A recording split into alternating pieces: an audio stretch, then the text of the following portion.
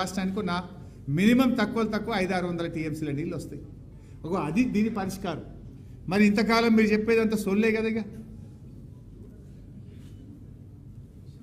అయితే ఈ మధ్య ఇంకోటి మాట్లాడుతున్నారు వీళ్ళు, మాకు తెలంగాణ 71% రావాలి, మేము ట్రిబ్యునల్లో కొట్లాడుతున్నాం. వీళ్ళు ఏదో కొత్తగా కనిపెట్టినట్టు 71% రావాలని మేము ట్రిబ్యునల్ ముందు వాదిస్తున్నాము అని మేము పోయినాము, నేనే ట్రిబ్యునల్ కాడికి పోయినా అని ఉత్తమ్ కుమార్ రెడ్డి ఈ మధ్య మాట్లాడుతున్నాడు.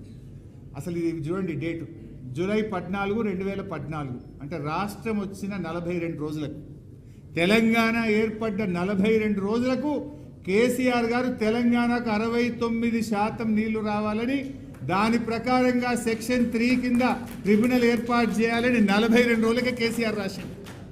రాష్ట్రం వచ్చిన 42 రోజులకు కేసీఆర్ రాస్తే వీళ్ళేదో కొత్తగా కనిపెట్టినాం, మేమేదో ఇప్పుడు 70 అడుగుతున్నాం, 71 అడుగుతున్నాం, మేము ట్రిబ్యునల్కి పోయినాం, వీళ్ళేదో కనిపెట్టినట్టు చెప్తున్నారు. ఆనాడు రాష్ట్రం ఏర్పడ్డ 42 రోజులకే, అంటే కేసీఆర్కు నీళ్ల మీద ఎంత నిజాయితీ ఉంది, రాష్ట్రం మీద ఎంత కమిట్మెంట్ ఉంది, ఎంత పట్టుదల ఉందనడానికి 42వ రోజే కొత్త సంసారం. అధికారులు కూడా లేరు, మన ఐఏఎస్ ఎవరో తెలియదు, ఏడ కూర్చోవాలనో తెలియదు, సెక్రటరియట్లో కుర్చీల పంచాయతీ నడుస్తుంది.